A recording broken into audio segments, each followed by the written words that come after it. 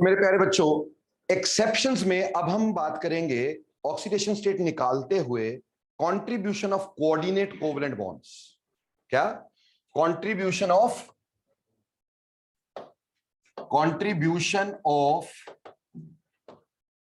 Coordinate covalent bond. ठीक, कि अगर हमारे पास कोऑर्डिनेट कोवेलेंट बॉन्ड हो तो हम कैसे करते हैं। ठीक है बेटा, अब देखो बच्चे, हमारे पास इसमें तीन केसेस हो सकते हैं।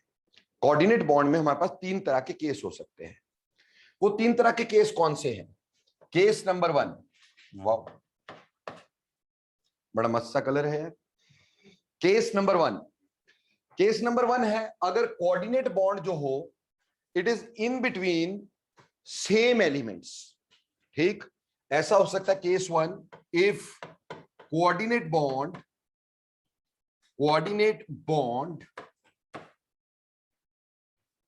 is between same elements। ये पहला केस हो गया, coordinate bond between the same elements. ये पहला केस हमारे पास हो गया। फॉर एन एग्जाम्पल, हम एक एग्जाम्पल डील करते हैं इसमें, Na2S2O3। बेटे इसको हम बोलते हैं सोडियम थायोसल्फेट। नाम क्या देते हैं इसको? Sodium thiosulphate. सो नाम हो गया इसका सोडियम थायोसल्फेट।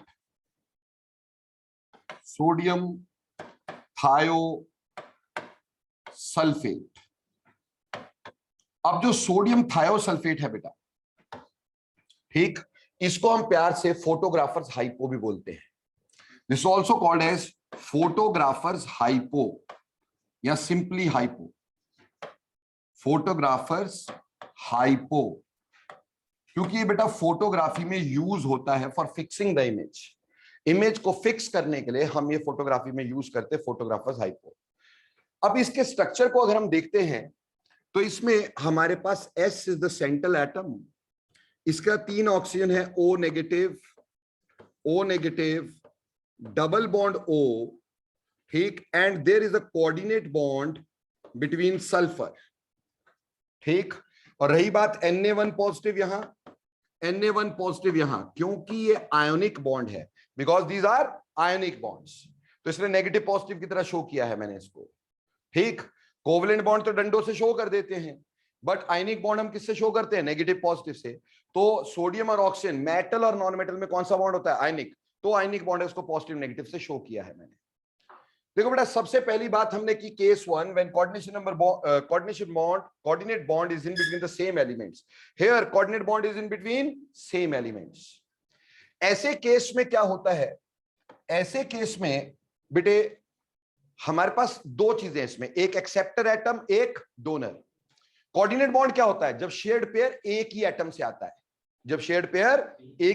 आता है, जैसे यहां पे ये वाला सल्फर अपने इलेक्ट्रॉन्स को शेयर कर रहा है, ठीक, कोऑर्डिनेट बॉन्ड बना रहा है, लेकिन सल्फर केस में कोई इलेक्ट्रॉन यूज नहीं हो रहे हैं। सल्फर के आसपास 1 2 3 4 5 6 इलेक्ट्रॉन एज इट इज है। ठीक, तो अगर कोऑर्डिनेट बॉन्ड सेम एटम में होता है तो बेटा ऐसे केस में जो एक्सेप्टर होता है, एक्सेप्टर एटम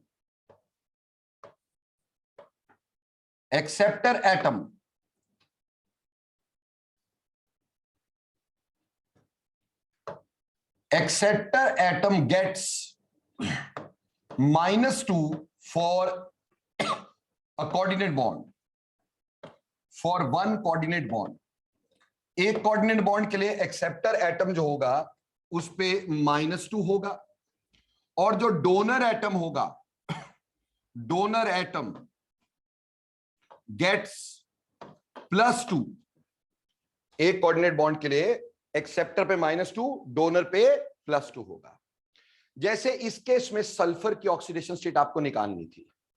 यहां कोऑर्डिनेट बॉन्ड सल्फर और सल्फर सेम एटम में है, इसमें ये वाला एक्सेप्टर है, दिस वन इज एक्सेप्टर, क्यों जी, और ये वाला दे रहा है, तो दिस वन इज डोनर। और मैंने आपको क्या बताया, मैंने कहा कि एक्सेप्टर पे क्या लगाते हैं -2 और डोनर पे क्या लगाते हैं +2। तो इस सल्फर पे -2 हो गया और इस सल्फर की वजह से यहां पे +2 हो गया। इस ऑक्सीजन के सिंगल बॉन्ड की वजह से मोर इलेक्ट्रोनेगेटिव के लिए हम एक कोवेलेंट बॉन्ड के लिए क्या लगाते हैं -1 और इलेक्ट्रोपॉजिटिव पे +1। तो ये इलेक्ट्रोनेगेटिव है, इस पे -1 और इस पे +1, इसके लिए भी यहां पर +1। ये दो बॉन्ड है, दो बॉन्ड के लिए +2। तो अगर हम इधर सल्फर पे देखें तो टोटल कितना हो गया बेटा हमारे पास +6। तो यहां सल्फर में दो तरह की ऑक्सीडेशन स्टेट्स आई हैं। यहां सल्फर में दो तरह की ऑक्सीडेशन स्टेट आई हैं, एक आया है -2 और दूसरा क्या आया है +6। जो सेंट्रल सल्फर है उसपे +6 और जो कोऑर्डिनेट बॉन्ड एक्सेप्टर है उसपे -2। बेटा पहला केस क्लियर हो गया अच्छे से, कोई दिक्कत किसी को, ऑनलाइन वाले प्यारे बच्चों? ओके, नेक्स्ट बात हमारे पास आ जाती है बच्चे, मान लो अगर एक्सेप्टर ज्यादा इलेक्ट्रोनेगेटिव हो, ऐसा भी तो हो सकता है, ऐसा हो सकता है case to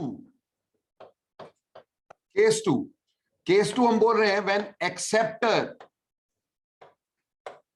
atom is more electronegative, acceptor atom is more electronegative.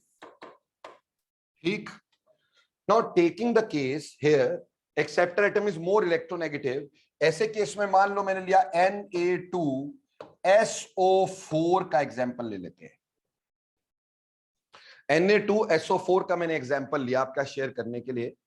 ठीक, देखो बेटे इसमें हमारे पास हमने ये सल्फर बनाया, सल्फर के पास यहां पे भी नेगेटिव ऑक्सीजन, यहां पे भी नेगेटिव ऑक्सीजन, यहां डबल बॉन्ड ऑक्सीजन, यहां कोऑर्डिनेट बॉन्ड ऑक्सीजन। ठीक, ऑब्वियसली यहां Na1 पॉजिटिव और यहां पे भी Na1 पॉजिटिव। ठीक है बच्चों, अब यहां पे एक्सेप्टर एटम कौन सा है? Now which one is acceptor over here?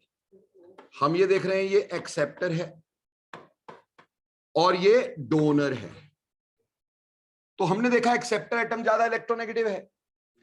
ऐसे केस में अगेन जो एक्सेप्टर होता है, acceptor atom gets -2 due to coordinate bond. Coordinate bond के लिए एक्सेप्टर को क्या देते हो -2, और जो डोनर होता है, डोनर एटम गेट्स +2। ठीक, सेम एज बिफोर, जैसे पहले हमने किया था वैसे यहां पे करेंगे।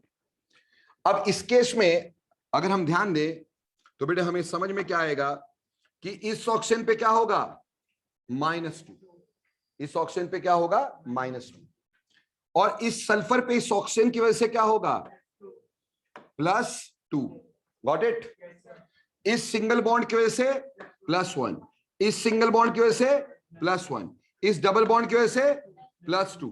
So this sulphur here is having +6। तो यहां सल्फर की ऑक्सीडेशन स्टेट +6 हो गई। बोलो क्लियर और नॉट? ठीक, ये केस नंबर 2 अच्छे से समझ में आया मेरे ऑनलाइन वाले प्यारे बच्चों को? देखो बेटे ऑनलाइन जितने बैठे हैं प्लीज आंसर सारे के सारे देंगे। ठीक, अगर बाई चांस किसी का आंसर नहीं आएगा ना तो घर फोन जरूर आ जाएगा अभी। ठीक, ओके, केस नंबर 2 क्लियर है। Case number 3, case 3। अब बेटा केस 3 की बात कर रहे हैं हम लोग। केस 3 अभी तक हमने पढ़ा एक coordinate bond between the same atom या acceptor atom is more electronegative. Case 3 है कि अगर if acceptor atom is less electronegative, अगर एक्सेप्टर एटम लेस इलेक्ट्रोनेगेटिव हो, ठीक, यानी उसकी इलेक्ट्रोनेगेटिविटी कम हो। For this I will take an example of say HNC. HNC.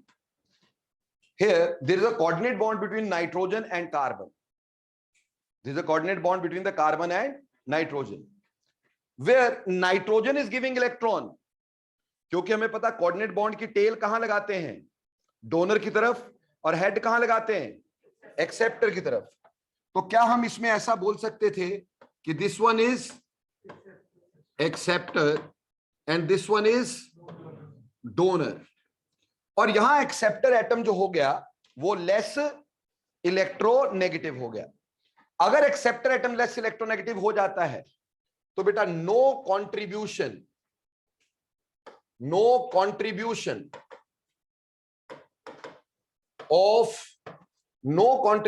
Of coordinate bond is taken. Coordinate bond की कोई कंट्रीब्यूशन ही नहीं ली जाती.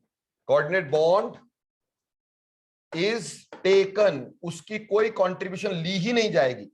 वो हमारे लिए एग्जिस्ट ही नहीं कर रहा है, हमारे लिए 0-0 है.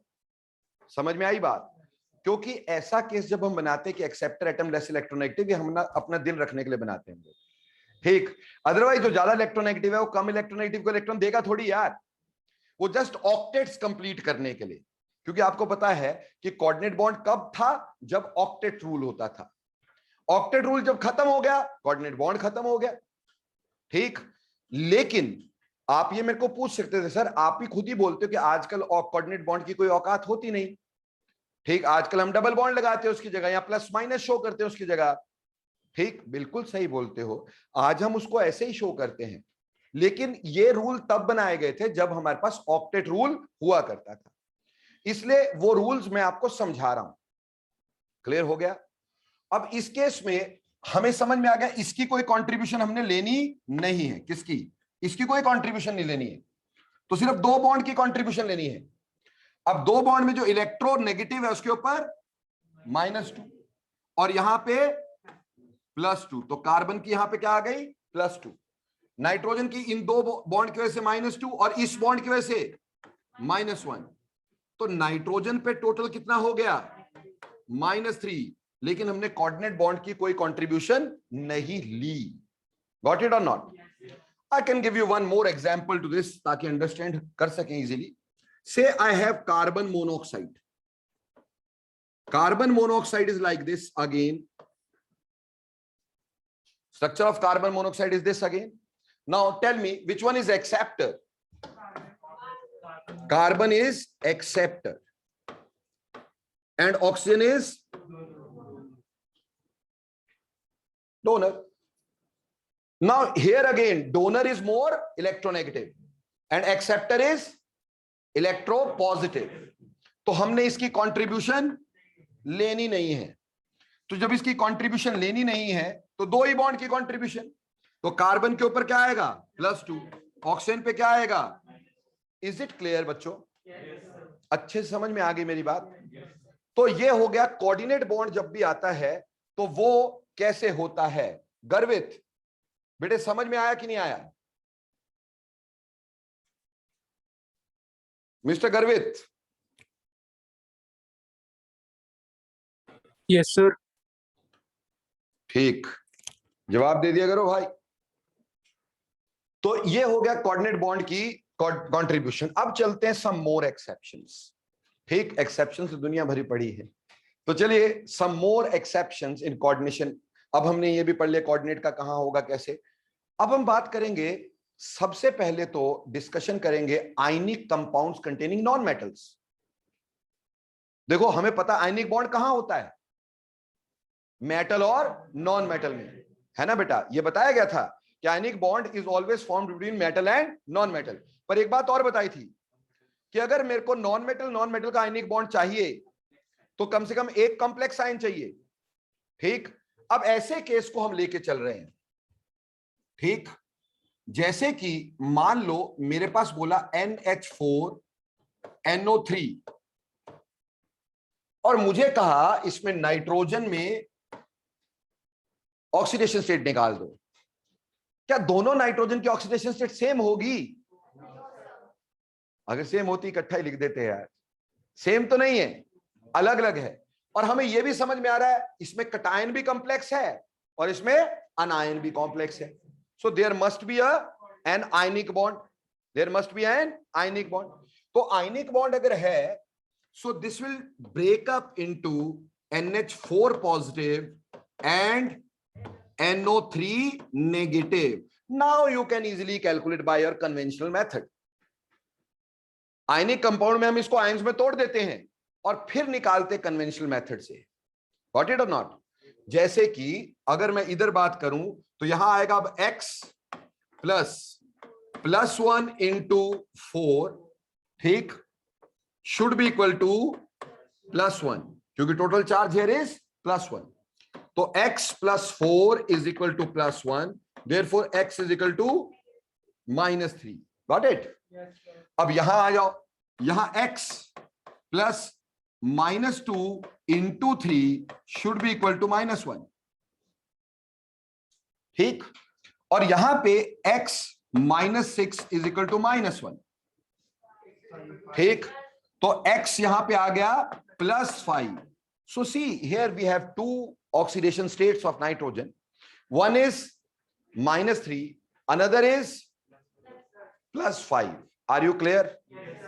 ऐसे ही अगर मैं एक और एग्जाम्पल लेके आपके साथ चलना चाहूं और मैं ये कहूं कि मेरे पास है NH4 PO4, NH4 का होल थ्राइस PO4, इसमें मुझे नाइट्रोजन की ऑक्सीडेशन स्टेट पूछी है और फास्फोरस की पूछी है, दो चीजों की पूछी है।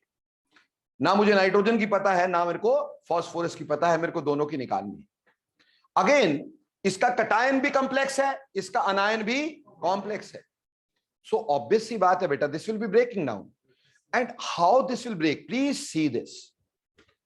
ये टूटेगा ऐसे, इसमें 3 NH3 पॉजिटिव आयन आएंगे कि नहीं आएंगे, और एक PO4 3 नेगेटिव। वो जब हम छोटे बच्चे थे तो हम क्रॉस मल्टीप्लाई किया करते थे कि नहीं, है ना? तो ये चार्ज इस पे, ये चार्ज इस पे, ऐसे करते थे कि नहीं? तो ये 3 टूटे, ये अलग से हो गए, ठीक, और ये अलग से हो गया। अब वही कन्वेंशन मेथड आ गया। आगे वाले 3 का कोई मतलब नहीं है हमारे लिए, आगे वाले 3 का कोई मतलब नहीं है हमारे लिए। हमारे लिए सिर्फ इस नाइट्रोजन के ऑक्सीडेशन स्टेट का मतलब है। तो x plus 1 into 4 should be equal to +1। तो x plus 4 is equal to +1, तो x is equal to -3। Got it और not? Here x plus -2 into 4 should be equal to -3, तो x -8 इज इक्वल टू -3, तो x is equal to +5। सो यहां हमारे पास phosphorus पे +5 आ गया। सो भाविका बेटा समझ में आ गया कि नहीं आया? यस और नो? Thank you Bhavika. तो ये आपके पास आयनिक कंपाउंड जब भी होंगे पता चल जाएगा, हमें पता चलेगा दो कॉम्प्लेक्स, कटायन भी कॉम्प्लेक्स, अनायन भी कॉम्प्लेक्स, तोड़ो, अलग अलग निकाल लो। कर लोगे भाई? कोई दिक्कत हो इसमें? आगे चलते हैं। अब अगली बात आती है बेटा कोऑर्डिनेशन कंपाउंड्स में। वैसे तो कोऑर्डिनेशन कंपाउंड्स बेटा यहां नहीं करवा सकता मैं आपको। उसका रीजन क्या है कि बेटा बेसिकली क्या होगा, ये फ्यूचर में जब आप +2 में जाओगे तो वहां कोऑर्डिनेशन कॉम्प्लेक्सेस की हमारे पास अलग से सारी कहानी आएगी, तो वहां बता सकता हूं। अभी आपको पूरी तरह क्लियर नहीं होगा लाइगेंड क्या, ये वो क्या, वो सारा कुछ क्लियर नहीं होगा, ठीक। फिर भी एक दो कंपाउंड ऐसे जो मैं यहीं पे बताना मेरे लिए जरूरी है, क्योंकि वो पेपर में आ सकते हैं, ठीक। हमारे paper setters are not that, उतने थॉट लगाते ही नहीं कि भाई ये +1 में होगा कि +2 में होगा, ठीक। वो सिर्फ एक किताब से क्वेश्चन पकड़ के डाल देते हैं, ठीक। तो एक स्पेसिफिक कंपाउंड की बात कर रहा हूं यहां पे मैं। कोऑर्डिनेशन कंपाउंड्स क्या होते हैं ये तो +2 में ही पढ़ेंगे भाई अपन, क्योंकि पूरा का पूरा चैप्टर है इसके ऊपर भाई, 1 full chapter of coordination compounds, ठीक। पर मैं यहां लिख रहा हूं एक, यहां पे आ गया FeH2O का होल 5 ठीक, NO, या तो यहां +2 लिख दिया जाता है, या फिर इसको ऐसे लिखा जाता है FeH2O का होल 5 NO सल्फेट, ऐसे लिखा जाता है। और इसमें तुमसे पूछा जाएगा आयरन की ऑक्सीडेशन स्टेट। ये दोनों सेम चीजें, ये दोनों सेम चीजें। क्यों? सल्फेट पे 2 नेगेटिव चार्ज होता है कि नहीं? अगर इसको निकालेंगे इसके ऊपर क्या चार्ज आएगा? +2 आएगा कि नहीं? ये एक्चुअली ब्राउन रिंग कॉम्प्लेक्स है। इसको क्या बोलते हैं? Brown ring complex. ये ब्राउन रिंग कॉम्प्लेक्स हुआ करता है बेटा, वेरी वेरी इंपॉर्टेंट बात है।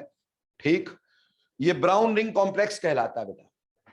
अब ये जो ब्राउन रिंग कॉम्प्लेक्स है, इसमें अगर आयरन की ऑक्सीडेशन स्टेट में निकालना चाहता हूं, ठीक, तो देखो बेटे, आयरन की तो अपन लेंगे यहां पे X, यहां पे water will be taken as a single identity. Water पूरा का पूरा सिंगल आइडेंटिटी। क्या वाटर पे चार्ज होता है बच्चों? Can there be charge on water? Water is neutral, तो ऑब्वियसली वाटर का यहां पे आया 0, और कितने वाटर लगे हैं? 5। यहां खास बात क्या थी बेटा? खास बात थी, यहां देखने में NO लग रहा है ना, ये NO नहीं होता, ये NO1 पॉजिटिव होता है। क्या होता है? NO1 positive. इसको नाइट्रोसोनियम आयन बोलते हैं। क्या बोलते हैं? नाइट्रोसोनियम। यानी इस पूरे पे +1 है, NO पूरे पे +1 है, तो यहां +1 शुड बी इक्वल टू +2।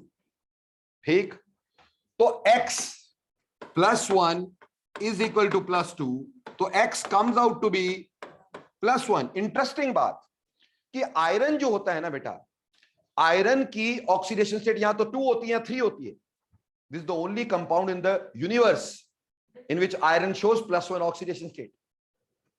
यह अकेला कंपाउंड है जिसमें आयरन +1 दिखाई देगा आपको। अदरवाइज आयरन इज ऑलवेज +2 और +3, पर यहां आयरन +1 है, इसीलिए लोग पूछते हैं इसको बेटा, इसलिए ब्राउन रिंग कॉम्प्लेक्स के बारे में पूछते हैं।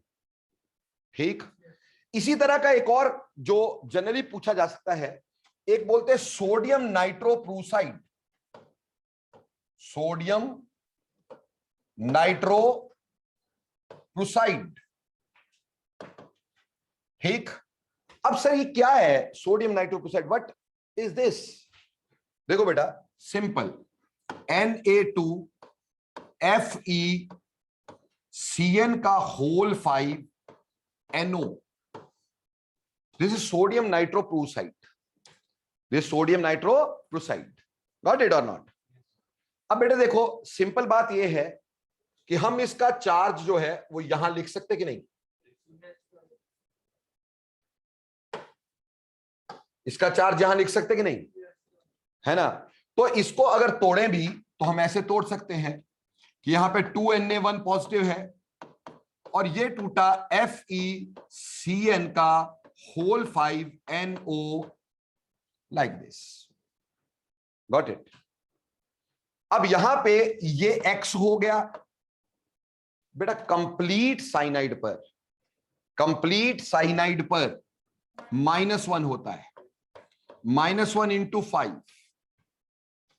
ठीक है जी। यहां पर हमारे पास जो नाइट्रो है, ठीक, हमने पहले भी पढ़ा, ठीक, यहां पे आगे +2 भी रहना है ना बेटा। तो दो चीजें होती हैं, या तो 0, यानी या तो ऐसे एग्जिस्ट करता है NO, या NO1 पॉजिटिव। जनरली आयरन के साथ ये NO1 पॉजिटिव होता है, आयरन के साथ ये NO1 पॉजिटिव होता है। ये +2 में क्लियर करेंगे ऐसा क्यों होता है। ठीक, तो यहां पे हमने इसका ले लिया +1, अगर तो it should be equal to +2, it should be equal to +2। तो X -5 +1 इज इक्वल टू +2, तो X -4 इज इक्वल टू +2, तो X comes out to be plus, कितना आ जाएगा भाई? +6 आ जाएगा। ये तो गलत हो जाएगा यार, +6 नहीं हो सकता है, +6 आ रहा है ना यहां पर, तो मैंने कंपाउंड में गलती लिख दी है कहीं पर। Na2 कंपाउंड तो सही है,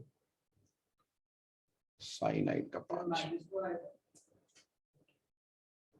ओहो, वही गलती हो रही है, -2 शुड बी इक्वल टू -2।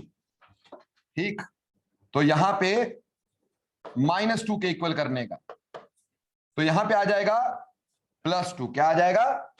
+2। तो ये आयरन की ऑक्सीडेशन स्टेट नाइट्रोक्लोराइड में होती है, +2। Are you clear about this? कोई दिक्कत तो नहीं? कोऑर्डिनेशन कंपाउंड का सारा अगले साल पढ़ना है हमें। दीज आर जस्ट 1 और 2, और बहुत सारे हो सकते हैं। हो सकता है किसी कॉपी में 2-4 और लिखवा दिए हूं, लेकिन वो यूटिलाइज वाला नहीं है, रट्टे वाला है, रट्टे वाला। तो मैं रट्टे वाला चाहता नहीं हूं, तो ये +2 में ही आएगा।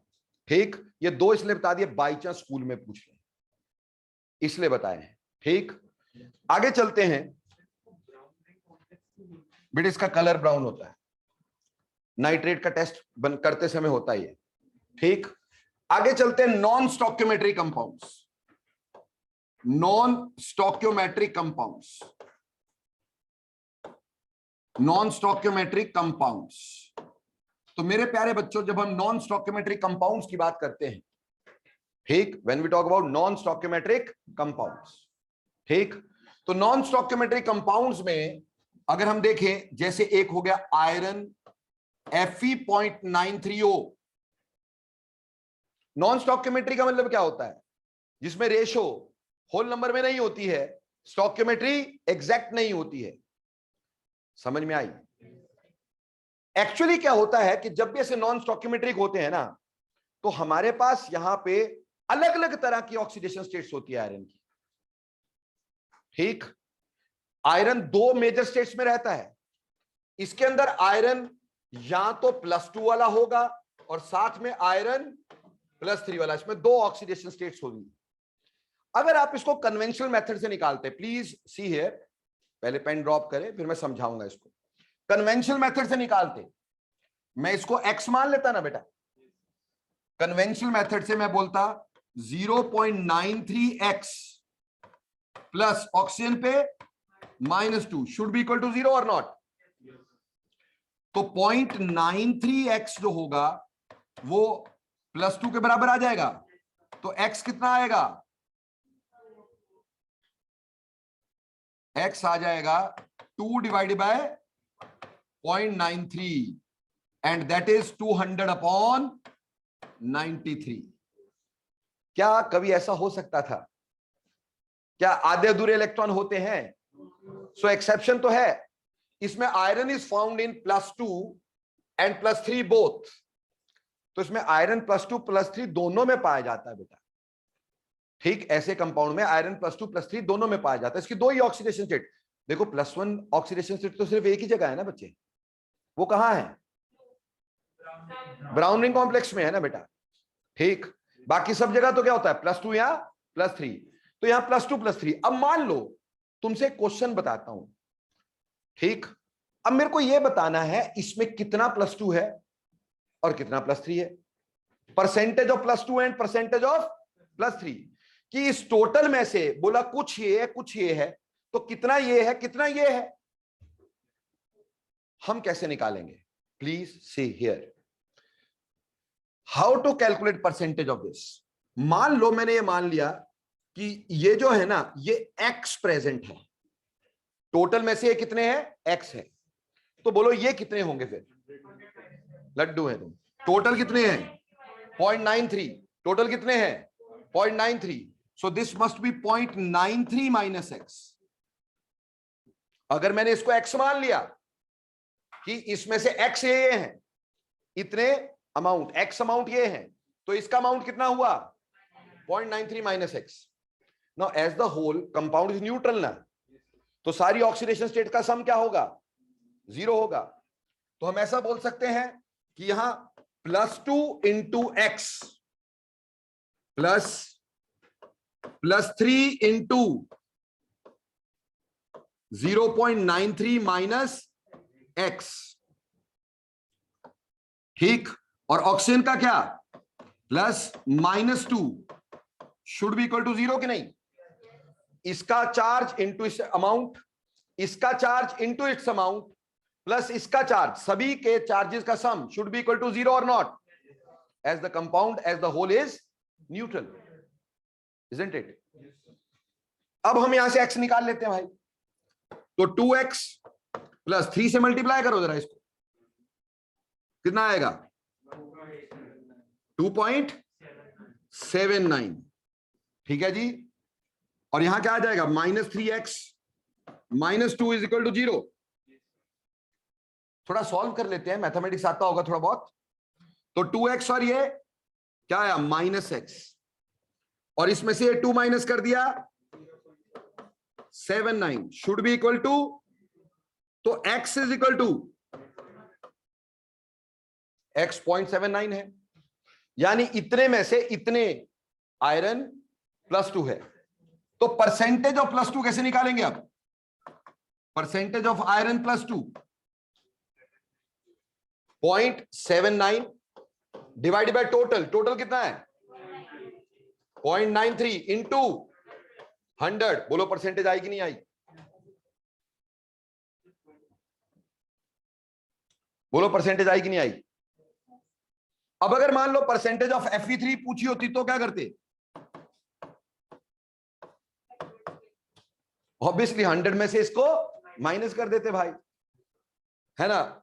तो वैसे कर लेते, या तो यहां से निकाल करके 100 में से माइनस कर देते तो ये आ जाता, या फिर सिंपली इसकी वैल्यू क्या थी 0.93 माइनस x क्या आ गया 0.79 डिवाइडेड बाय 0.93 इंटू 100। बोलो क्लियर? ऐसे इसकी निकाल सकते थे। तो उम्मीद करता हूं सारी बात आपको प्यार से क्लियर हो गई। बोलो हो गई कि नहीं हो गई?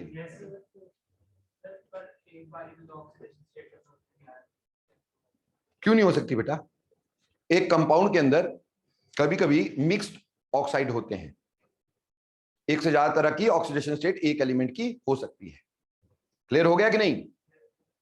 जैसे आयरन को आपने ऑक्सीजन से रिएक्ट करवाया बेटा, कुछ आयरन +2 में हो गया, कुछ +3 में हो गया, पर रहे इकट्ठे रहे। समझ में आ गई बात? बोलो ऐसे नॉन स्टोइकोमेट्रिक कंपाउंड कोई भी हो तो उसमें ऑलरेडी नोन होती है, और उनकी नोन ऑक्सीडेशन स्टेट हमें पहले से पता होती है।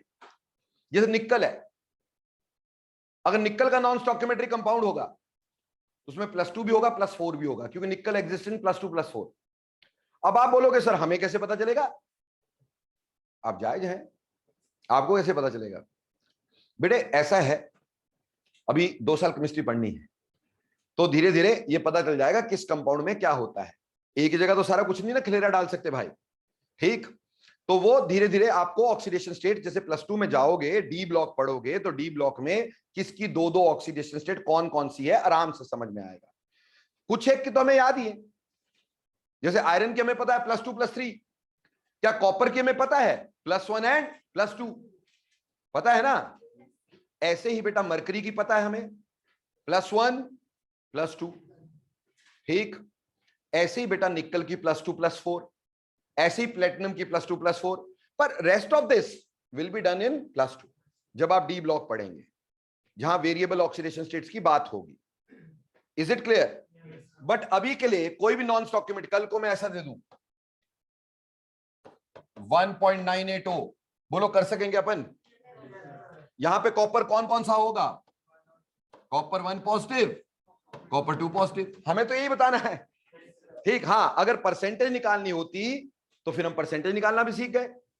हालांकि ये +1 में करवाते ही नहीं, पर मैंने आपको अभी करवा दिया +1 में कि आप परसेंटेज कैसे निकाल सकते हैं एक नॉन स्टोइकोमेट्रिक कंपाउंड में। तो उम्मीद करता हूं बात समझ में आई। ऐसे ही बेटा इसी के साथ जुड़ा हुआ है एक हमारे पास मिक्स्ड ऑक्साइड्स, इसका जुड़ा हुआ है mixed oxides. Now what the hell are mixed oxides?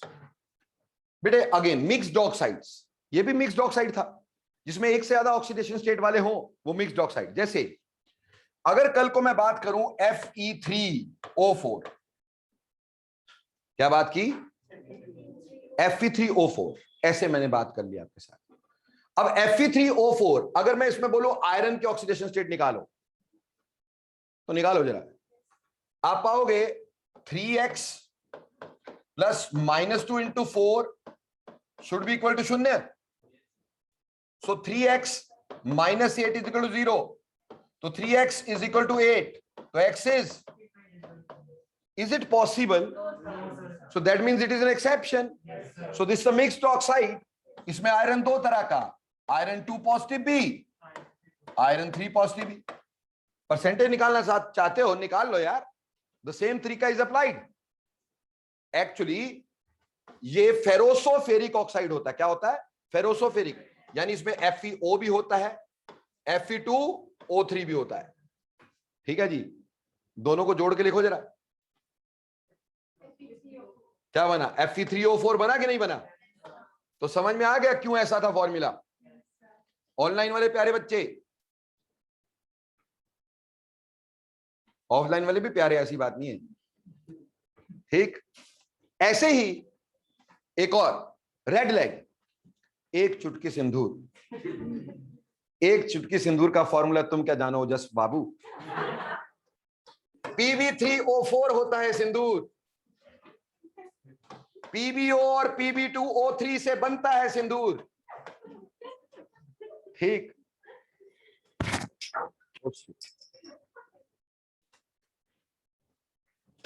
वो भाई कोई मदद करना यार, पेन देना निकाल के, ज्यादा जज्बात में बह गया मैं।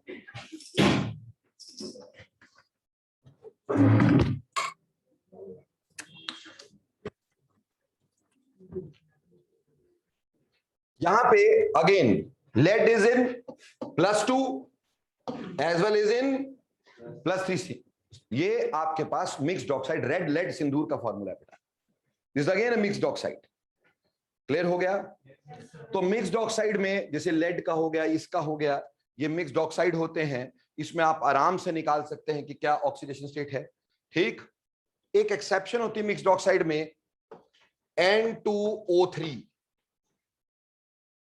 N2O3 again is a mixed oxide and it has two things, NO and NO2। बोलो क्या दोनों की ऑक्सीडेशन स्टेट निकाल सकते हो बाप? है ना? इस पे क्या आ जाएगी? +2, और इस पे क्या आ जाएगी? +4। कन्वेंशनल मेथड है, बोलो क्लियर? तो मिक्स्ड ऑक्साइड समझ में आते हैं बच्चों? शुक्र है बच गया। तो ये मिक्स्ड ऑक्साइड हो गए। तो आपको non stoichiometric compound, mixed oxides, ठीक, थोड़े बहुत कोऑर्डिनेशन भी एक दो बताए हैं। ठीक, और मैंने बहुत सारी एक्सेप्शन आपको बता दी हैं। ठीक, सर्टेन लेवल ऑफ फर्दर आगे चलते हैं, एक दो चीजें और बताते हैं ताकि थोड़ा सा क्लियर रहे। जैसे बेटा मान लो मेरे पास है KI3।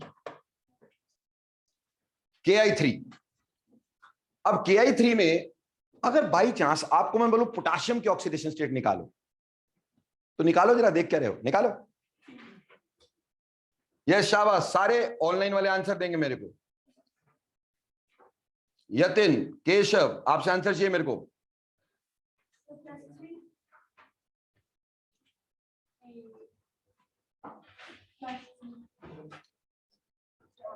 +3, are you sure? बेटा क्या अल्कली मेटल की +1 के अलावा कुछ और हो सकती है? तो ये तो हमें पहले से बचपन से सिखाया गया, बता दिया गया कि +1 ही रहना, चाहे जो मर्जी हो, अल्कली मेटल इज ऑलवेज +1। तो क्या आयोडीन की 1/3 होगी? तो एक्चुअली क्या है, ये एग्जिस्ट करता है K positive and I3 1 negative, poly iodide ion. क्या होता है? Poly iodide ion. ठीक है बच्चे? अब पॉली आयोडाइड आयन में एक्चुअली I से जुड़ा I, उससे जुड़ा I नेगेटिव।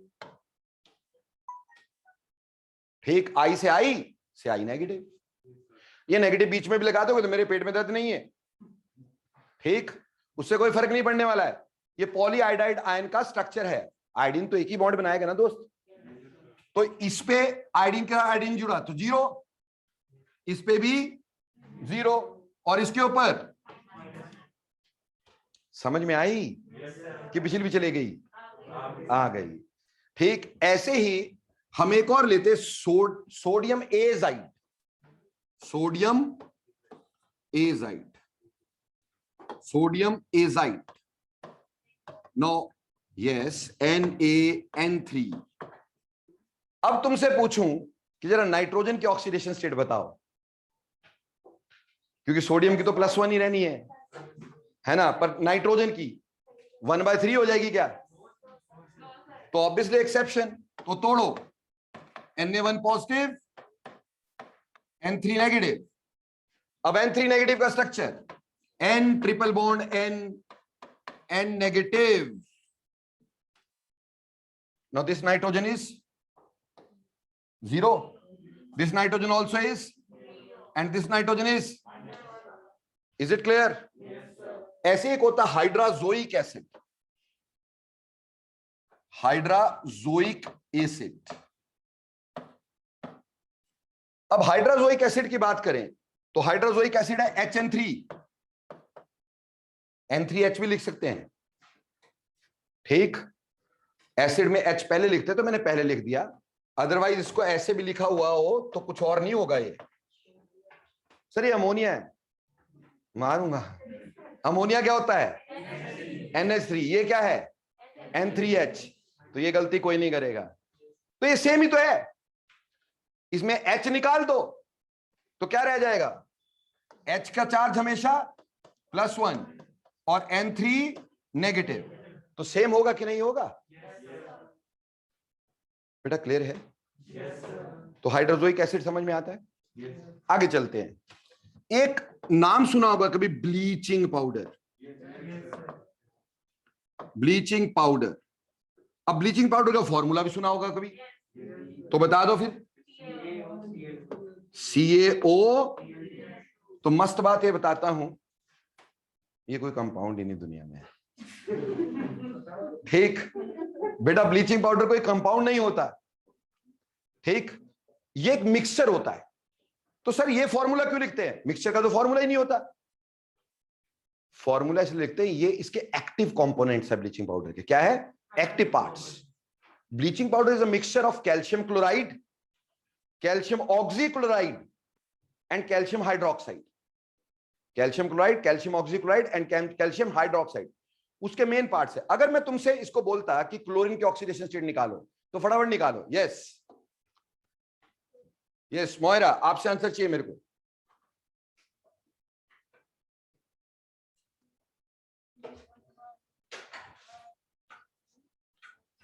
कैल्शियम का हमेशा +2, हमेशा +2, एल्कलाइन अर्थ मेटल है।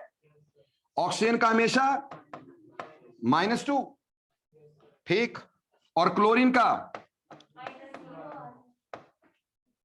माइनस का, इसका तो हमें x लगाना है, x should be equal to 0।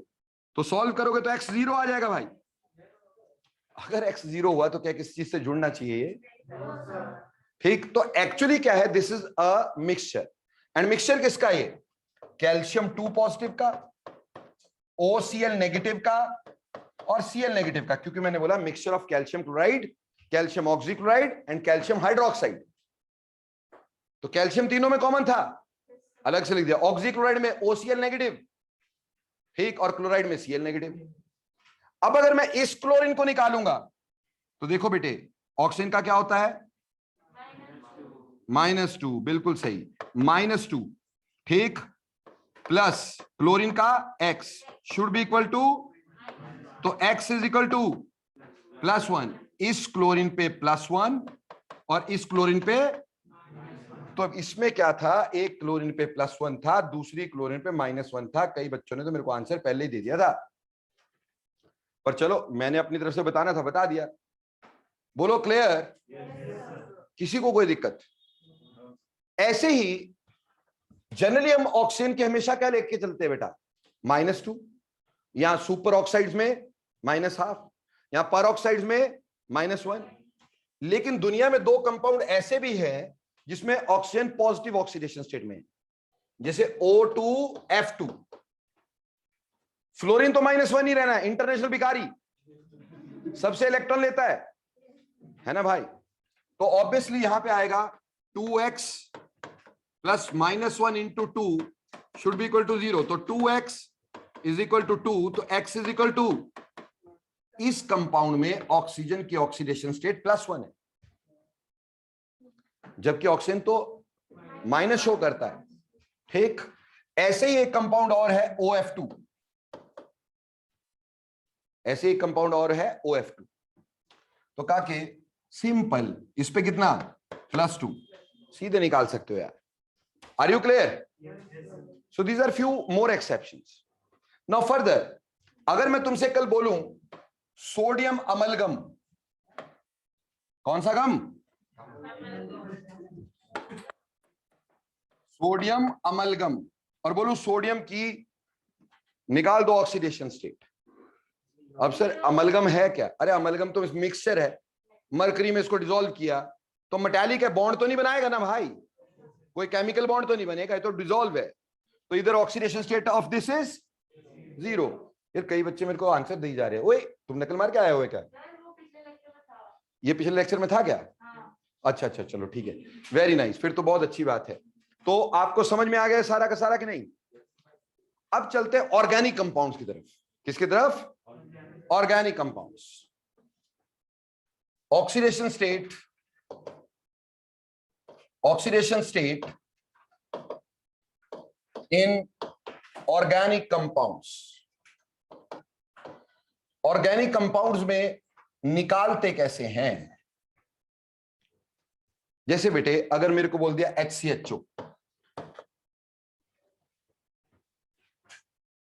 HCHO में C की निकाल दो, तो बेटा चाहे कन्वेंशन से निकालो चाहे वैसे निकालो, रहना वही है इसमें, तो इसमें कोई दिक्कत नहीं है। यहां पे H C double bond OH, ये फॉर्मूला फॉर्मैल्डिहाइड का, इसको फॉर्मैल्डिहाइड बोलते हैं, मिथानल या फॉर्मैल्डिहाइड। लाल चीटी काटती ना, लाल चीटी तो फॉर्मिक एसिड छोड़ती है ना, उसको रिड्यूस करके बनता है फॉर्मैल्डिहाइड। ठीक, अब देखो बेटा इस बॉन्ड के लिए, इस बॉन्ड के लिए यहां पे क्या आएगा? -1। इस बॉन्ड के लिए क्या आएगा? -1। इन दो बॉन्ड्स के लिए +2। ऑक्सीजन ज्यादा इलेक्ट्रोनेगेटिव है कि नहीं? तो +2 -2, तो इसमें टोटल 0। क्या बात है, क्लियर? ऐसे ही बेटा हम और चलते हैं आगे। अगर मान लो मेरे पास है CH3COOH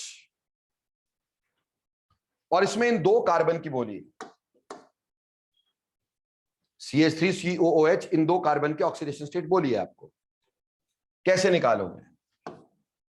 CHHH C double bond OOH, ठीक है जी। अब ध्यान देना, इधर इस कार्बन पे ऑक्सीडेशन स्टेट निकाल रहा हूं, इस कार्बन पे इस बॉन्ड की वजह से -1, इस बॉन्ड की वजह से, इस बॉन्ड की वजह से, तो टोटल -3। कार्बन की वजह से कार्बन पे 0 0, यहां पे 0, लेकिन इन दो बॉन्ड की वजह से यहां पर और इसकी वजह से, तो यहां पे तो एक कार्बन -3, दूसरा कार्बन +3। बोलो बेटा समझ में आया कि पिछला भी चला गया?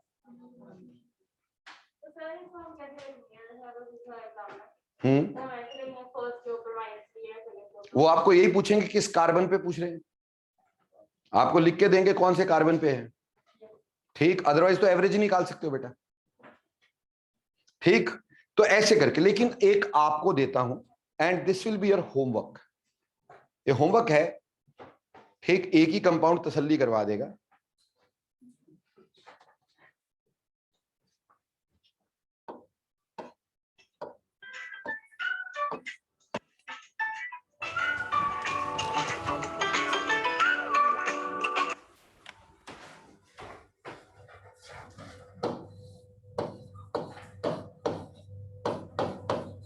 एक,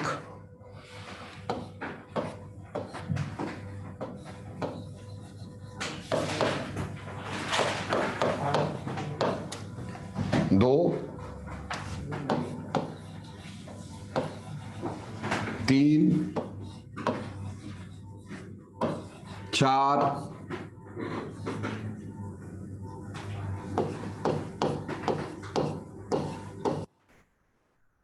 5, आपको क्वेश्चन मैंने दिया, how many oxidation states of carbon is there in this compound. Question क्या है, how many oxidation states of carbon are present in this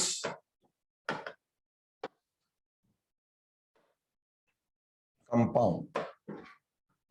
इस कंपाउंड में कितनी ऑक्सीडेशन स्टेट्स कार्बन की हैं, ये तुमने मेरे को बताना है। सारी निकालनी है, जितने भी कार्बन है सारी निकालनी है। मैंने आपको तभी स्ट्रक्चर बना के दे दिए, अदरवाइज मैं सीधे यहाँ पे CN लिखता तो शायद समझ ही ना आता। ठीक, तो मैंने सारा आपको बना के दे दिया स्ट्रक्चर, आपने सिर्फ ऑक्सीडेशन स्टेट्स कार्बन की बतानी कितनी है, यहाँ पर कौन कौन सी ऑक्सीडेशन स्टेट है। Clear? So this will be your HW। अगर ये निकाल लोगे तो फिर हमें ऑर्गेनिक कंपाउंड की निकालने की जरूरत ही नहीं है आगे, क्योंकि इससे सारा हो जाएगा। जितनी भी पॉसिबिलिटीज होंगी सारी आ जाएंगे यहां पर। तो प्लीज इसको घर से करिएगा। ठीक, मिटा दो जी। हाँ, फटाफट नोट कर लो, शाबाश।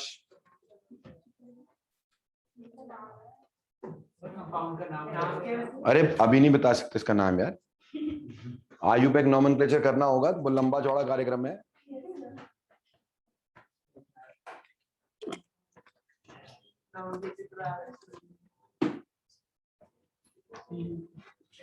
तो वो जो COOH है, नहीं HOOC है, उसमें उसको कैसे निकालेंगे?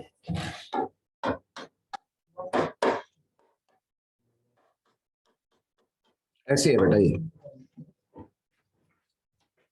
ठीक है जी। तो ये हमारे पास आपने कार्बन के ऑक्सीडेशन स्टेट्स मेरे को निकाल के बतानी है। ठीक, तो ऑक्सीडेशन स्टेट्स का लेक्चर मैं यही वाइंड अप करता हूं। मैंने आपको 80-90% एक्सेप्शंस अभी बता दी हैं, सारी बताऊंगा तो फिर टेस्ट में क्या करेंगे। ठीक, तो थोड़ा टेस्ट पे भी तो देने हैं हमारे को क्वेश्चन। ठीक, एज इट इज रट्टे रटाए क्वेश्चन थोड़ी दे दूंगा, तो थोड़ा सा आप मेहनत करेंगे। ठीक, थोड़ी सी बुक्स भी फ्लोरेंगे, ठीक, मेरा लेक्चर भी देखेंगे, तभी तो फायदा होगा ना भाई। तो ये तो हो गया ऑक्सीडेशन स्टेट्स का जितना भी कच्चा चिट्ठा था, तो मैंने आपको ऑक्सीडेशन स्टेट के बारे में सारा बता दिया। अब चलते बेटा ऑक्सीडेशन स्टेट से आगे। अब हम बात करेंगे ऑक्सीडेशन क्या और रिडक्शन क्या, क्योंकि बेसिकली हमें ये चैप्टर है रिडॉक्स रिएक्शन। तो पहली बात तो यह है कि रिडॉक्स रिएक्शन होता क्या है, पता कैसे चलता है कि ये रिडॉक्स रिएक्शन है भी है कि नहीं है। ठीक, how will we come to know that is this is a redox reaction. ठीक, ऑक्सीडाइजिंग एजेंट क्या, रिड्यूसिंग एजेंट क्या, ऑक्सीडेशन क्या, ये सब चीजों के बारे में अभी पढ़ते हैं। ठीक, सो इकट्ठा ही ले रहा हूं मैं इसको। अब देखो बेटा, सबसे पहले हम बात करेंगे, एक साइड हम लिख रहे हैं ऑक्सीडेशन, कि ऑक्सीडेशन क्या होती है, और दूसरी साइड में लिख रहा हूं रिडक्शन, कि रिडक्शन क्या होती है। बेटा जब हम पुराने जमाने में जीते थे, ठीक, उस समय जब हमें इलेक्ट्रॉन्स के बारे में खास पता नहीं था, वी डिडंट नो भी इलेक्ट्रॉन जैसी कोई चीज भी थी, पर ऑक्सीडेशन रिडक्शन तो तब भी होती थी। तो हम ये कह देते थे oxidation is addition of oxygen, addition of oxygen. Oxygen के एडिशन को हम ऑक्सीडेशन बोल देते थे। और रिडक्शन जो होती थी ना, वो होती थी addition of hydrogen, addition of hydrogen. Hydrogen की एडिशन को हम लोग क्या कह देते थे, रिडक्शन बोल देते थे। जैसे पुत्र, कल को अगर मैं ऐसा बोल दूं CH3CHO और इसको मैंने किसी ऑक्सीडाइजिंग एजेंट में ऑक्सीडाइज करवा दिया, तो CH3COOH एडिशन हो गई ऑक्सीजन की भाई। सो एडिशन हो गई, तो this will be called as oxidation. So this is called as oxidation. Clear हो गया, एक ऑक्सीजन ऐड हो गया। वैसे ही हम ऐसे बोल सकते थे, इधर हाइड्रोजन की एडिशन, मान लो CH2 डबल बॉन्ड CH2, मैंने हाइड्रोजन को ऐड कर दिया, क्या बन गया CH3CH3, this is reduction. Hydrogen की एडिशन, ठीक। और इससे उल्टा भी चल सकते थे हम, अगर हम ऐसे बोल देते कि या तो एडिशन ऑफ ऑक्सीजन या फिर removal of hydrogen, removal of hydrogen, hydrogen निकलना, that is also oxidation, hydrogen निकलना इज ऑल्सो ऑक्सीडेशन, ठीक। जैसे पुत्र रिमूवल ऑफ हाइड्रोजन की बात कर रहे हैं हम लोग, तो मान लो मेरे पास है CH3 CH2OH, ठीक है। मैंने कोई ऑक्सीडाइजिंग एजेंट इधर से लगाया, उसने यहां से हाइड्रोजन निकाल ली, और बचा क्या, CH3CHO। पहले हाइड्रोजन कितने थे, 6, अभी कितने रह गए, 4, 2 हाइड्रोजन गायब। और हाइड्रोजन की रिमूवल को क्या बोला हमने, oxidation, so this is also oxidation, clear. On the other hand ऐसे ही हम इधर भी बोल सकते थे बेटा, इधर हम बोल सकते थे लॉस ऑफ ऑक्सीजन, ऑक्सीजन का लॉस, लॉस ऑफ ऑक्सीजन। जैसे पुत्र अगर मेरे पास रिएक्शन है CH3COOH और ये बना रहा है CH3CHO, पहले कितने ऑक्सीजन थे, 2, अब कितने रह गए, 1, एक गायब हो गया कि नहीं, तो इसको भी क्या बोलेंगे, रिडक्शन। तो ये क्लासिकल कॉन्सेप्ट था बेटा, क्लासिकली बोला जाता था एडिशन ऑफ ऑक्सीजन और रिमूवल ऑफ हाइड्रोजन ये ऑक्सीडेशन है, और एडिशन ऑफ हाइड्रोजन और रिमूवल ऑफ ऑक्सीजन ये रिडक्शन है। बाद में हम लोगों को एक बात समझ में आई कि यार जो काम ऑक्सीजन कर सकता है वो तो कोई भी इलेक्ट्रोनेगेटिव एलिमेंट कर सकता है भाई, जो काम कोई भी ऑक्सीजन करेगा, ऑक्सीजन का काम इलेक्ट्रॉन लेना ही है ना आज के डेट में, लेकिन जो काम ऑक्सीजन करता है वही काम तो कौन करते हैं, इलेक्ट्रोनेगेटिव एलिमेंट्स। तो हमने ये भी बोल दिया कि addition of electronegative element, addition of electronegative element, ठीक, इसको हमने बोल दिया जी कि ये हमारे पास ऑक्सीडेशन हो गई। जरूरी नहीं है हम ऑक्सीजन की बात करें, हमारे पास कोई भी इलेक्ट्रोनेगेटिव एलिमेंट लग जाए। जैसे मान लो अगर मीथेन ले रहे हैं हम और मैं इसमें क्लोरीनेशन कर रहा हूं, तो CH3Cl बना दिया, हाइड्रोजन निकल गया, Cl आ गया, ये भी ऑक्सीडेशन है एक तरह की, दिस ऑल्सो ऑक्सीडेशन। समझ में आई बात। और ऐसे ही रिमूवल ऑफ इलेक्ट्रोनेगेटिव एलिमेंट,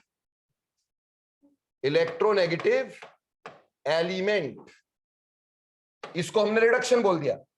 जैसे कल को CH3Cl, इसको मैंने रिड्यूस किया, यहां पे बन गया मीथेन, HCl निकल गया होगा, तो H आ गया, इलेक्ट्रोनेगेटिव एलिमेंट चला गया, तो ये भी क्या हो गई, रिडक्शन हो गई। समझ में आ गई बात। तो जो काम ऑक्सीजन करती थी वही काम कोई भी इलेक्ट्रोनेगेटिव एलिमेंट कर सकता था। उसके हिसाब से हमने बड़ी आराम से बता दिया कि ऑक्सीडेशन क्या और रिडक्शन क्या। उम्मीद करता हूं बात समझ में आ गई। यस बेटा। सर ये ऑलरेडी हमने कर रखा है, पे लेक्चर में भेजा था। जो फर्स्ट लेक्चर था मतलब सबसे पहले आपने यही कराया था रिडॉक्स के लेक्चर। अच्छा, सारे टाइप रिडॉक्स बता दिए थे क्या, टाइप ऑफ रिडॉक्सेशन। चलो let we complete this whatever it is, ठीक है। जो भी आगे तक होगा सारा कंप्लीट कर देंगे, क्योंकि अभी भी हमने जो इक्वेशन बैलेंसिंग करनी है ना बेटा, उसके लिए भी समय है नहीं मेरे पास, ठीक। इट इज हार्डली 20 मिनट्स, तो एक भी तरीका पूरा नहीं होगा, वो अगली क्लास में ले लेंगे। तो इसको मैं कंप्लीट तो कर देता हूं, जो भी डिस्प्रपोर्शनेशन वगैरह सब कुछ समझा देता हूं, जो पहले कभी शायद ना भी समझाओ, है ना। तो चलिए आगे अगली बात करते हैं बेटा। अब धीरे धीरे इलेक्ट्रॉन डिस्कवर हो गए। जब इलेक्ट्रॉन डिस्कवर हो गए तो हमें यह समझ में आने लगा कि इलेक्ट्रोनेगेटिव एलिमेंट करता क्या है यार, वो इलेक्ट्रॉन लेता है। तो जब हम किस चीज को इलेक्ट्रोनेगेटिव एलिमेंट देते हैं वो इलेक्ट्रॉन लेता है, तो चीज इलेक्ट्रॉन देती है। इसलिए हमें धीरे धीरे समझ में आया कि ऑक्सीडेशन का मतलब होता है लॉस ऑफ इलेक्ट्रॉन्स। ऑक्सीडेशन का मतलब क्या होता है, लॉस ऑफ इलेक्ट्रॉन। तो मॉडर्न ईरा में हम लॉस ऑफ इलेक्ट्रॉन को क्या बोलते हैं, लॉस ऑफ इलेक्ट्रॉन को बोला करते हैं ऑक्सीडेशन। जैसे अगर मान लो जिंक है and zinc is changing into zinc 2 positive, 2 electrons are given, तो हम बोल देंगे ये क्या है, ऑक्सीडेशन। This is oxidation. इसी तरह से रिडक्शन का मतलब हो जाता है gain of electrons, gain of electrons, ये रिडक्शन हो जाती है। ठीक, जैसे अगर कल को बोल दें Cl is taking 1 electron to change into Cl1 negative, so this is reduction of chlorine, this is reduction of chlorine। बोलो समझ में आया? अब जब कभी भी इलेक्ट्रॉन जाएंगे तो पॉजिटिव चार्ज बढ़ेगा, तो क्या हम इसको ऐसा लिख सकते हैं कि ऑक्सीडेशन जो है वो इंक्रीज इन पॉजिटिव चार्ज और डिक्रीज इन नेगेटिव चार्ज। और इसके ऑपोजिट यहां चल पड़ो भाई, increase in negative charge, increase in negative charge और decrease in positive charge. Am I clear और नॉट? सही बच्चों को समझ में आता है? इसीलिए हमने ऑक्सीडेशन स्टेट निकाली थी। तो इंक्रीज इन ऑक्सीडेशन स्टेट यानी पॉजिटिव चार्ज का बढ़ना, तो इसको बोल दिया increase in oxidation state. Oxidation state का बढ़ना वो ऑक्सीडेशन हो गई।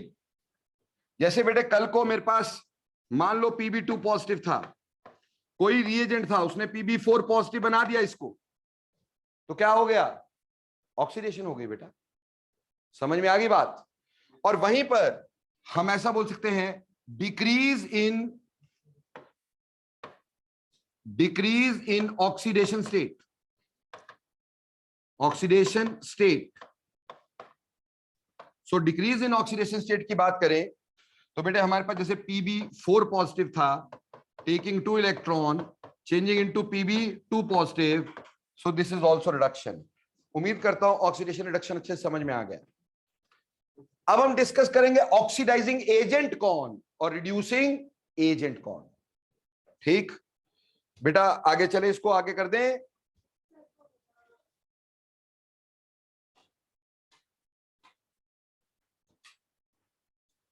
आदित्य सिंह समझ में आ रहा है बेटा? ओके, यस आ गया आपका। Harshita, is it clear?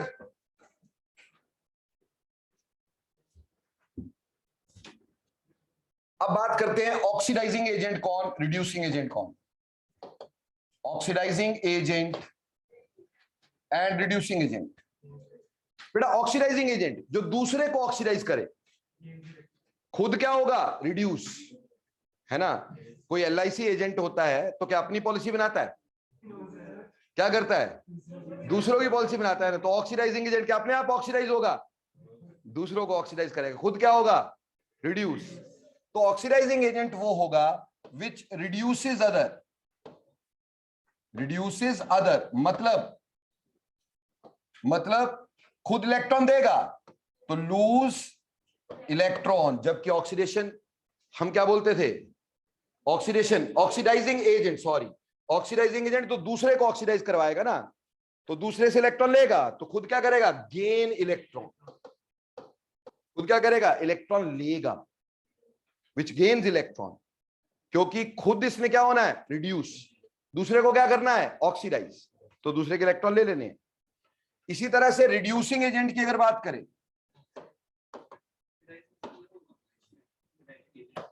हाँ जी,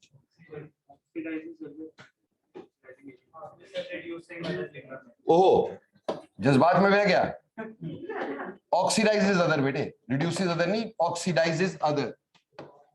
ऑक्सीडाइजिंग एजेंट जो दूसरे को ऑक्सीडाइज करे, खुद क्या हो, रिड्यूस। ठीक, और रिड्यूसिंग एजेंट में क्या होगा, रिड्यूसिंग एजेंट जो दूसरे को क्या करे, रिड्यूस अदर, तो दूसरे को रिड्यूस देने के लिए इलेक्ट्रॉन देने होंगे, तो it will lose electrons, it will lose electrons. कभी कभी जज्बात में बह जाता है इंसान। ठीक, अब बेटे अगर एक रिएक्शन दूं और तुमसे पूछूं कि भाई इसमें रिडॉक्स रिएक्शन कौन सा है, ना बात आती है कि रिडॉक्स रिएक्शन क्या होता है। रिडॉक्स रिएक्शन हम जिसमें बोलते हैं oxidation and reduction takes place simultaneously. Oxidation and reduction takes place simultaneously, उसको रिडॉक्स बोलते हैं हम लोग। ठीक बेटा, कोई भी रिएक्शन अकेला ऑक्सीडेशन हो नहीं सकता, कोई भी अकेला रिडक्शन हो नहीं सकती। Always reduction takes place on the expense of oxidation. ऐसा हो सकता है कि मैं पढ़ाऊं आगे कोई हो ही ना, बेंच को पढ़ाने थोड़ी आऊंगा यार, ठीक, और या फिर आप पढ़ने बैठे हैं आगे कोई है ही नहीं। ऑनलाइन में नहीं, टीचर बोल तो रहा होता है यार, है ना। तो कहने का मतलब यह है कि कभी भी अकेली रिडक्शन या अकेली ऑक्सीडेशन नहीं होती। सर हमारे सर ने करवाया था ऑक्सीडेशन रिएक्शन। अरे बेटा वो तो हमने सबस्ट्रेट को मान लिया कि इसकी ऑक्सीडेशन हो रही है, उसको हमने ऑक्सीडेशन बोल दिया। कोई चीज रिड्यूस जरूर हो रही होगी तभी वो ऑक्सीडाइज हो रही है। अगर अकेली ऑक्सीडेशन बोले तो ये हाफ रिएक्शन है, आधा रिएक्शन है, कभी भी कंप्लीट रिएक्शन नहीं है। अगर कोई इलेक्ट्रॉन देगा नहीं तो कोई लेगा कैसे, और अगर कोई ले नहीं रहा तो कोई देगा क्यों। तो ऑब्वियस सी बात है कि ये एक दूसरे के हैंड टू हैंड होना है। हमेशा जिस रिएक्शन में रिडक्शन हो रही है उसमें ऑक्सीडेशन तो होनी है। बात सिर्फ इतनी सी है कि हम अगर आधा रिएक्शन लिख दें, सिर्फ रिडक्शन पार्ट लिख दें, तो हमने रिडक्शन रिएक्शन बोल दिया, और ऑक्सीडेशन वाला पार्ट लिख दें तो ऑक्सीडेशन रिएक्शन बोल दिया। ठीक, पर होगा हमेशा क्या, रिडॉक्स रिएक्शन। ठीक, अब हमें कैसे पता चलता है कि given reaction is a redox reaction. ठीक, आपको एक क्वेश्चन आ गया पेपर में, क्वेश्चन बोला कि which of the following reaction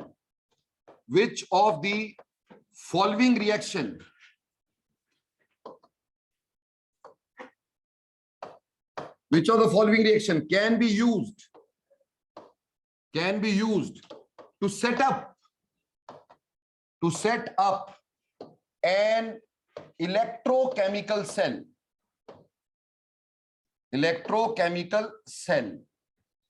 कौन सा रिएक्शन है जो इलेक्ट्रोकेमिकल सेल बना सकता है। बेटा electrochemical cell is based on redox reaction. ये क्वेश्चन ऐसे सीधे भी पूछ सकते थे कि इनमें से रिडॉक्स रिएक्शन कौन सा है, ये डायरेक्ट भी पूछा जा सकता था इसमें रिडॉक्स रिएक्शन कौन सा है। ठीक, देखिए ऑप्शन है A, BaCl2 plus H2SO4 giving us BaSO4 plus HCl। A option है।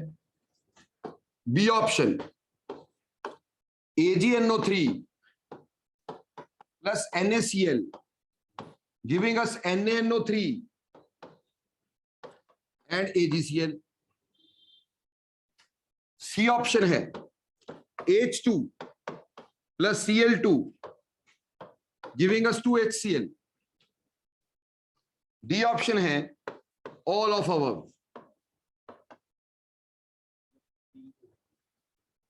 कैसे पता चलेगा कि गिवन रिएक्शन एक रिडॉक्स रिएक्शन है? How will you come to know that given reaction is a redox reaction? कैसे पता चलेगा? देखो बेटा इसमें हम क्या करते हैं, हम सभी की ऑक्सीडेशन स्टेट निकालते हैं। जैसे बेरियम अल्कलाइन अर्थ मेटल है तो यहां +2 रहेगा ही रहेगा, क्लोरीन की -1, हाइड्रोजन की +1, सल्फेट की +6, सल्फर की -2। यहां पे भी बेरियम वैसे रहा, सल्फेट का सल्फेट रहा ना, बेरियम में चेंज हुआ। अगर मेटल में चेंज नहीं हुआ तो नॉन मेटल भी चेंज नहीं होगा। तो यहां पे +6, -2, +1, -1, no change in oxidation state. तो अगर ऑक्सीडेशन स्टेट में चेंज नहीं है, it is not a redox reaction. Clear हो गई बात? तो ये रिडॉक्स रिएक्शन नहीं है। सिमिलरली ये 1 पॉजिटिव है, यहां पे भी 1 पॉजिटिव है भाई, सोडियम यहां 1 पॉजिटिव है, यहां पे भी 1 पॉजिटिव है। तो भैया जब ये चेंज नहीं हुआ तो नॉन मेटल कैसे चेंज हो जाएंगे? समझ रहे मेरी बात? सो this is also not a redox reaction. यहां देखें हाइड्रोजन की ऑक्सीडेशन स्टेट 0, एलिमेंटल है ना, क्लोरीन की 0, एलिमेंटल है ना, यहां पे +1 और यहां, अब देखो आप हाइड्रोजन की ऑक्सीडेशन स्टेट जो है बेटे वो बढ़ गई है, तो ये क्या हो गई,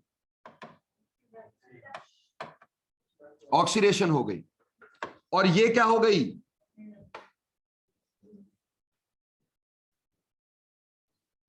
यहां से यहां क्या हो गई है, 0 से -1 यानी कम हो गई, तो ये क्या हो गई, reduction. So this is a redox reaction, hence can be used to set up an electrochemical cell. Clear? समझ में आया कि नहीं आया? अब इसी रिएक्शन में मैं पूछा ऑक्सीडाइजिंग एजेंट कौन, रिड्यूसिंग एजेंट कौन, या ऑक्सीडेशन कहां हुई, रिडक्शन कहां हुई, तो आपको पता चल गया कि ऑक्सीडेशन कहां हुई, ऑक्सीडेशन कहां हुई भाई, हाइड्रोजन में, और रिडक्शन कहां हुई, रिडक्शन हुई क्लोरीन में. तो ऑक्सीडाइजिंग एजेंट कौन,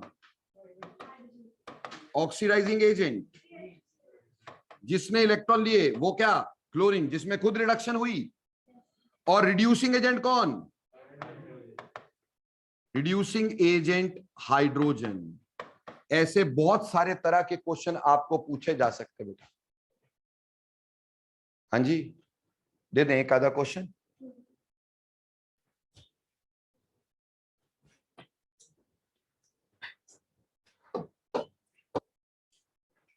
KMnO4, FeSO4 in the presence of H2SO4 giving us K2SO4, MnSO4 plus Fe2SO4 का whole thrice plus water. I'm not balancing the equation.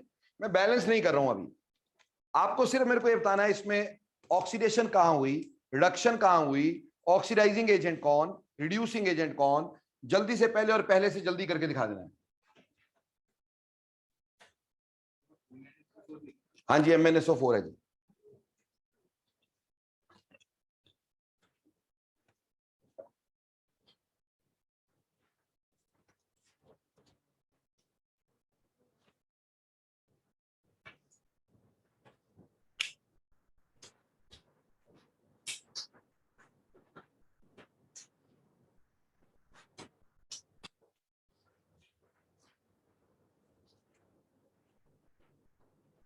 Jatin बेटे अकेले एलिमेंट को नहीं बोलते, पूरे कंपाउंड को बोलते हैं बच्चे.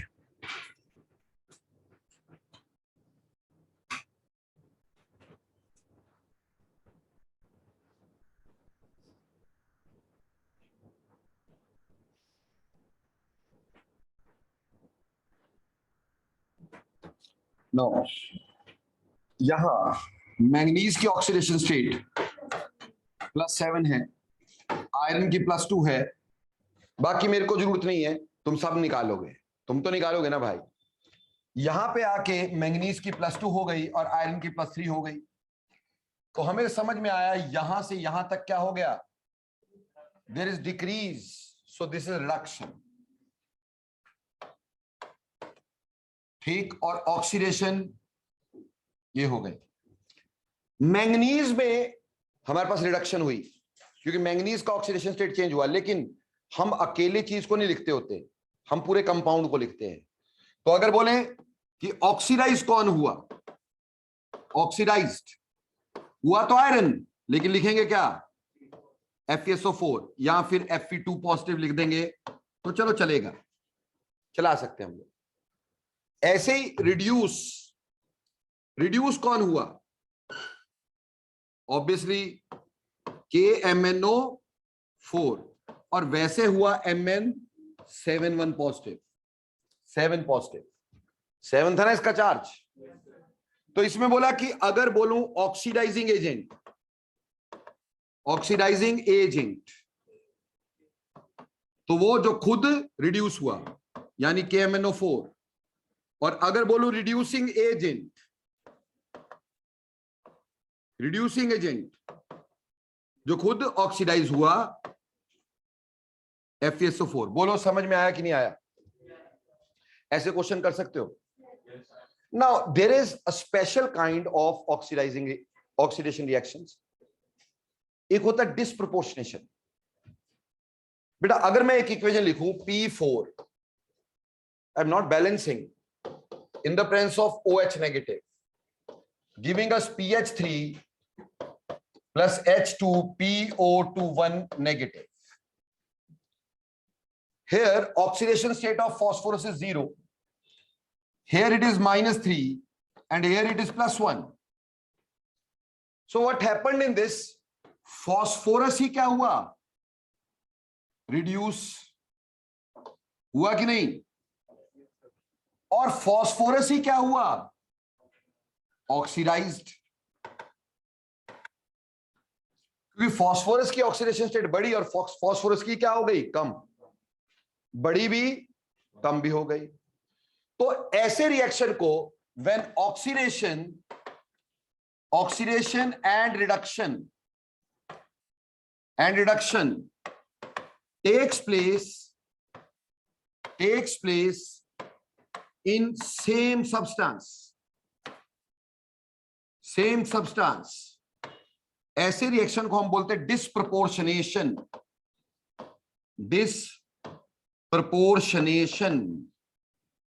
सो डिस्प्रपोर्शनेशन रिएक्शन है। Like you had an example more, chlorine in the presence of base changing into OCl negative and Cl negative। मान लो यहां 0 था, यहां +1 हुआ, यहां -1 हुआ, तो क्लोरीन ही ऑक्सीडाइज हुआ और क्लोरीन ही रिड्यूस भी हो गया। बेटा समझ में आ गई बात? अगर आपसे पूछें कि इनमें से कौन डिस्प्रोपोर्शनेशन रिएक्शन है, सिंपल बात, रिएक्टेंट में वो एक जगह होना चाहिए, प्रोडक्ट में वो दो जगह होना चाहिए। कितना सिंपल लॉजिक है। रिएक्टेंट में एक साइड, प्रोडक्ट में दो side.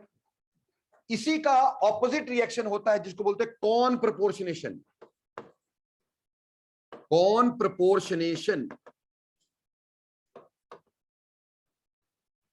Proportionation is reverse of disproportionation.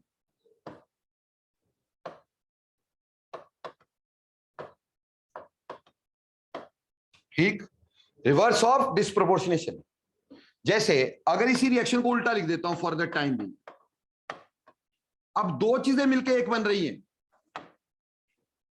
दो चीजें मिलकर के एक बन रही है। हो इसमें भी ऑक्सीडेशन रिडक्शन रही है और ऑक्सीडेशन रिडक्शन होकर के एक ही सब्सटेंस बन रहा है, तो डिस्प्रोपोर्शनेशन का उल्टा हो गया ना। सो डिस्प्रोपोर्शनेशन का उल्टा होता है कॉन प्रोपोर्शनेशन। बोलो यू गॉट इट और नॉट? सारे बच्चों को समझ में आ गया? So these were redox reactions.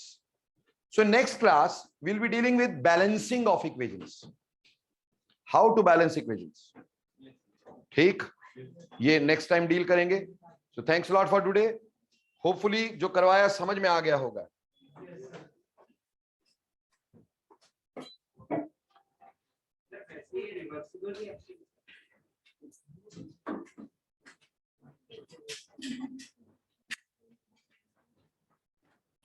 Answer को बुलाना है जल्दी।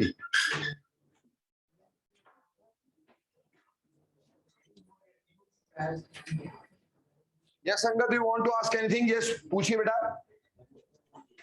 सर आप कोई फिजिकल केमिस्ट्री की थ्योरी की अच्छी बुक बता सकते हो? देखो मेरे प्यारे बच्चे, बुक कोई भी यूज कर सकते हैं आप। ठीक, अभी फिलहाल के लिए अच्छी बुक की जहां तक बात है ना बेटा, अभी तो फिलहाल सिर्फ कॉन्सेप्ट गैदर करो, अच्छी या बुरी बुक नहीं करने का। ठीक, कंसेप्ट गैदर करो, एररलेस कर लो। एक अच्छी किताब है, पुराने साल के सारे क्वेश्चन है उसमें। लेकिन वो हाँ डेफिनेटली अगर आप बोलो IIT एडवांस के लिए नहीं है बच्चे, ठीक, that is just to gather previous year questions, उससे तुम्हारा कॉन्सेप्ट बन जाएगा। उसके बाद तुम मेरे साथ पर्सनली मिलना तो तुम्हें बताऊंगा मैं। ठीक है बच्चे? Okay sir, thank you sir. Okay बेटे। सर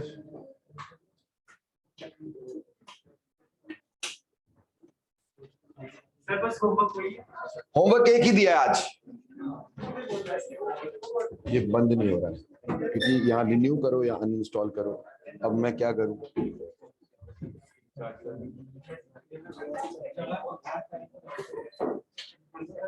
हाँ जी।